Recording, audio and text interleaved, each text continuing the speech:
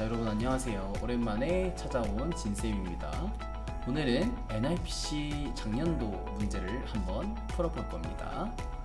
문제 이름은 인류의 적 모기 퇴치입니다. 최근 이상 기후로 인해 부밀 마을에 모기가 많이 늘어났다. 마리드는 부밀 마을 주민들을 돕기 위해 물풍선으로 모기를 퇴치하려고 한다. 마리드는 기존의 십자 모양의 물풍선만으로 모기를 효율적으로 퇴치할 수 없다는 것을 깨달았고 X자 모양으로 터지는 물풍선을 새로 개발했다. 부밀 마을은 n/n 크기의 2차원 배열로 표현할 수 있고 배열의 각 칸에 존재하는 모기의 수가 주어진다고 합니다. 마리드는 한 칸을 선택하여 물풍선을 놓고 터뜨린대요. 물풍선을 터뜨리면 범위 M으로 물줄기가 뻗어나가 모기를 퇴치할 수 있다고 합니다. 예를 들어서 십자 모양의 경우 물풍선을 터뜨린 칸에서 위쪽, 오른쪽, 아래쪽, 왼쪽의 M개 칸에 모두 모기를 퇴치한다고 하네요. 그리고 X자 모양의 경우에는 네 대각선 방향으로 M개 칸 이내에 모든 모기를 퇴치할 수 있다고 합니다. 마리드가 물풍선을 놓는 칸은 마을 안에 있어야 하지만 물풍선이 터지는 물줄기가 마을 밖으로 나가는 경우는 허용된다고 하네요. 만약 선생님이 여기에 물풍선을 넣었을 경우에 요 밖으로 터져도 상관없다는 거겠죠. 위에서 왼쪽 그림은 M이 3일 때 십자 모양의 물풍선이 터져 나오는 물줄기를 보여줍니다. 기존에 있던 칸은 제외하고 왼쪽으로 3칸, 오른쪽으로 3칸, 위쪽으로 3칸, 아래쪽으로 3칸 이렇게 터졌다고 하네요. 그리고 오른쪽 그림은 M이 3일 때 X자 모양의 물풍선이 터집니다. 여기는 물풍선이 놓여지는 곳, 왼쪽 아래, 오른쪽 아래, 오른쪽 위, 왼쪽 위 이런 식으로 물풍선이 터진다고 하네요. 십자 모양 혹은 X자 모양의 물풍선을 한 개 터뜨릴 때 한 개만 터뜨린다고 하네요. 퇴치할 수 있는 모기 수의 최대값을 계산하는 프로그램을 작성하시오 라는 문제네요. 그러면 입력값을 한번 볼까요? 입력 형식입니다. 첫 줄에 부밀 마을의 크기를 나타내는 정수 n, 아까 n/n이라고 했었죠. 크기는 물풍선의 범위를 나타내는 정수 m. 이 정수 m은 기존의 물풍선의 위치는 제외하고 각 방향으로 얼마만큼 길이로 가는지가 주어지는 값이에요. 그리고 n 같은 경우에는 최대 50이라고 하고요. m의 경우도 0부터 50이라고 하네요. 이어지는 n개의 줄에 i번째 줄에는 부밀 마을을 나타내는 배열의 i번째 행에 n개의 칸에 존재하는 모기 수를 나타내는 정수 n개가 공백으로 구분되어 주어진다고 합니다. 이때 주어지는 정수는 0 이상 100 이하라고 합니다. 자, 여기서 이것들을 보면 생각할 수 있는 것들, 큰 정수를 입력하는 방은 만들 필요가 없다라는 것을 생각하셔야 됩니다. 그렇기 때문에 우리는 int로 진행할 겁니다. 출력 형식을 볼게요. 첫 줄에 십자 모양 혹은 X자 모양의 물풍선을 한 개 터뜨릴 때 퇴치할 수 있는 모기 수의 최대값을 출력한다 라고 되어 있습니다. 그러면 어떤 걸 먼저 생각해야 될지 한번 말을 해봅시다. 예시 입력을 보면서 한번 얘기를 해보죠. 일단 3/3짜리가 주어지는 거겠죠. 이 상태에서 물줄기의 크기는 1개니까 최대 이런 모양으로 하나, 아니면 이런 모양으로 1개가 될 수 있겠죠. 자, 그렇다고 했을 때 지금 딱 보면 이 1, 2, 1, 2, 2, 1, 2, 2, 1, 2, 1 이런 식으로 되어 있으면 딱 보면 2가 제일 많이 들어갈 수 있는 경우를 생각해 보면 여기에 물풍선을 놓고 요 십자 모양으로 했을 때가 가장 모기를 많이 퇴치할 수 있겠죠. 그래서 2를 5번 더해보면 10이라는 답이 나올 거고요. 예시입력 2번을 보겠습니다. 2번엔 좀 커요. 5 곱하기 5의 형태를 띄우고 있고, 그리고 2번에는 M과 X자 두 칸씩 더 갈 수 있다고 하네요. 그럼 이 경우에 104가 어떻게 나오는지를 한번 보겠습니다. 가장 숫자가 큰 친구들이 모여 있는 곳을 보면 21, 24, 19, 18 이런 친구들이 있는데, 가장 많이 모여 있는 곳을 생각해 보면 여기랑 여기 요 정도가 되겠네요. 그러면 X자보다는 여기 10자로 모기를 물풍선을 터트리는 게 가장 효과적이겠네요. 그러면 여기를 기준으로 해서 더 위에 있는 요 칸들을 다 같이 터칠 수 있게 이런 식으로 위로 2칸, 아래로 2칸, 왼쪽으로 2칸, 여기는 안 해도 된다고 했으니까 넘어가도 상관없다고 했죠. 그래서 이 숫자들을 다 더해보면 104라는 값이 나오게 됩니다. 그러면 한번 정리를 하고 나서 코드를 작성해보죠. 자, 정리를 먼저 해보겠습니다. 일단 입력 값들 N과 M에 대해서 입력을 진행을 해줘야겠죠. 그리고 2차원 배열을 통해서 보기들의 총 수를 모두 저장을 할 겁니다. 그 후에 생각해야 될 건 어느 위치에 놔야지 가장 많은 모기를 잡을 수 있을까에 대한 코드를 작성을 해야 되는데, 사실 이 문제 같은 경우에 입력 값의 개수가 그렇게 많지 않습니다. 그래서 최대가 50개라고 했으니까 50칸에 대해서 총 모두 최대 2500개의 칸이 있겠죠? 그러면 한 칸을 볼 때 총 두 가지로 봐야 돼요. X자로 보는 경우랑 이제 10자로 보는 경우, 이렇게 두 가지로 볼 수 있겠네요. 그럼 한 칸당 2번씩 봐야 되고, 총 봐야 되는 경우는 5000번만 보면 되겠죠. 그러면 이 문제의 경우에는 브루트 포스로 모든 입력 값들에 대해서 X자로 해보고 10자로 해보고 모든 걸 다 해봤을 때 가장 큰 값을 출력하는 것으로 진행을 하면 되겠습니다. 그래서 오늘은 가장 큰 값 구하는 함수에 대해서 맥스도 사용을 하겠습니다. 자, 그러면 지금부터 코드를 한번 작성해 볼게요.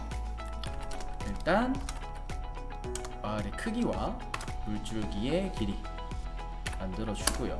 그리고 배열을 만들어서 최대 50개부터 50개 이렇게 2차원 배열로 50개를 만들어 주도록 하겠습니다. 자, 그리고 나서 입력을 해줘야겠죠? 입력 N과 M을 입력해 주고요. 반복 2중 포문을 통해서 입력을 해주도록 하겠습니다. 0번부터 N번 전까지, 마찬가지 제이도 0번부터 N번 전까지. 마을의 세로 가로 크기가 N으로 같다고 했으니까 이렇게 입력을 해주고, A 배열의 I번째, J번째 이렇게 입력을 진행해 줄게요. 자, 그럼 이제 2차원 배열 한 칸 한 칸씩 보면서 해당 칸에 물풍선을 놓았을 때 물줄기를 통해 모기가 어떻게 잡히는지, 몇 마리 정도 잡히는지 알아봐야겠죠? 그러면 일단 2차원 배열을 하나씩 보기 위해서 이중 포문을 사용해 줄 거고요. 해당 칸에 모기를 잡는 물풍선을 넣는 코드를 한번 작성해 볼게요. 일단 해당 칸 같은 경우에 일단 카운트로 방을 만들어서 진행을 해줄 거고요. 해당 칸에 있는 모기는 일단 기본적으로 잡기 때문에 카운트 안에 수를 0이 아닌 내가 뽑은 해당 칸을 기준으로 하겠습니다. 그 후에 이제 여기에 짤 코드는 하나는 십자로 물풍선을 터칠 경우, 그리고 하나는 X자로 물풍선을 터칠 경우, 이렇게 두 가지가 있겠죠. 그러면 십자로 물풍선을 터칠 경우부터 생각을 해보겠습니다. 자, 일단 지금 저희가 하는 게 2차원 배열이고, 물풍선의 위치를 예를 들어서 맨 왼쪽 위나 오른쪽 위, 왼쪽 아래, 오른쪽 아래 이런 식으로 물풍선을 놓게 됐을 경우에는 m이 1보다 크거나 같은 조건일 때는 배열 밖을 나갈 수도 있겠죠. 하지만 배열을 밖에 나가게 되면 오류가 나기 때문에 일단 가장 먼저 해야 될 것은 배열 밖으로 나가지 않는지에 대한 조건을 검사해야 됩니다. 총 4번 가야 되기 때문에 위, 아래, 오른쪽, 왼쪽으로 진행을 하겠습니다.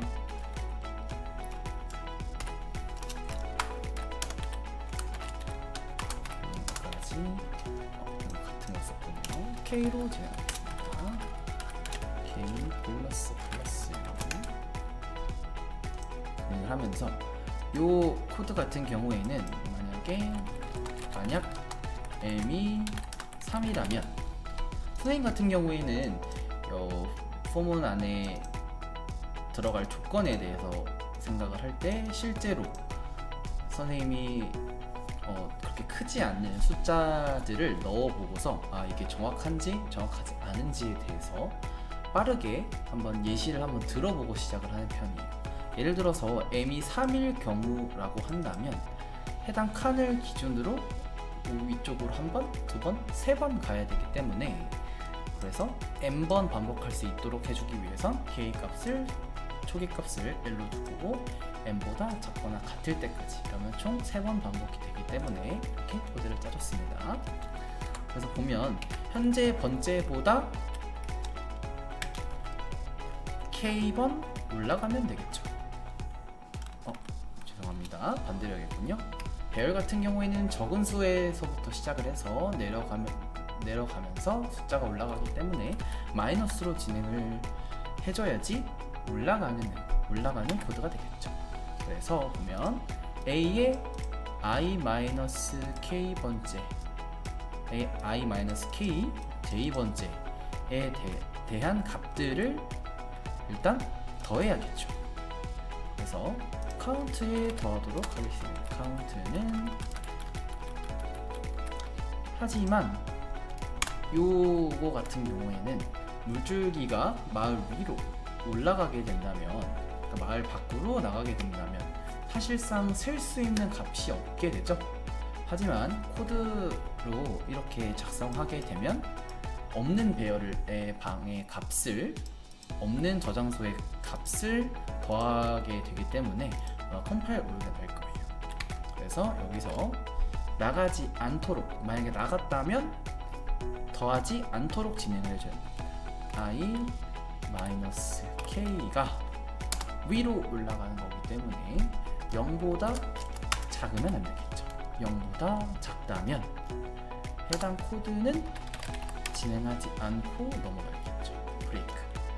그리고 컨티뉴를 쓰지 않고 바로 브레이크 하셔도 됩니다. 어차피 계속 더해지기 때문에요. 자, 그러면 이렇게 위로 올라갈 경우, 다음은 똑같이 K로 계속 진행을 해주겠습니다. K 플러스. 그래서 계속 n번 진행을 할 거기 때문에 이렇게 진행을 해줄게요. 여기는 위 방향을 써주도록 하겠습니다. 여기는 아래 한번 있고, 오른쪽으로 진행하겠습니다. 그래서 아래 같은 경우에는 방금처럼 진행을 할 건데요. 이번에 아래로 내려가는 건 플러스라고 했으니까 i 플러스 k가 뭐보다 어떻게 돼야 될까? 여기 조건은 밑으로 내려가게 되면 숫자가 점점 더 많이 커지기 때문에 내가 설정해 놓은 크기보다는 그 크기를 벗어나면 안 되겠죠. 그래서 여기는 n보다 크거나 같을 때라고 적어주시면 됩니다. 그럴 때 더 이상 진행하지 않고 더하지 않겠죠. 카운트에다가는 i 플러스 k번째, j번째를 더해주면 됩니다. 자, 그리고 여기 있는 코드는 조금 복사를 해서 진행을 하도록 하죠. 복사 붙여넣기를 이런 식으로 잘 활용해주면 반복적으로 적어야 될 것들에 대해서 조금 쉽게 진행할 수 있을 것 같아요. 이 같은 경우에는 왼쪽으로 가기 때문에 왼쪽 같은 경우에도 마이너스로 진행이겠죠. 그래서